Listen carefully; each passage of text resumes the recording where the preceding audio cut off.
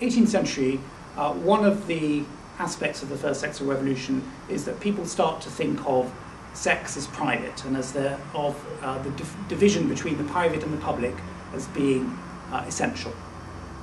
But ever since, we have argued about where exactly the line lies between the private and the public. And I think one of the great paradoxes of the modern condition, and it's not it's never going to be solved, is that on the one hand, sex from the 18th century onwards has become ever more private in terms of how people think about what they do in their own bedrooms as consenting adults. The idea that that is no one else's business is ever more strongly visible in Western culture from the 18th century onwards.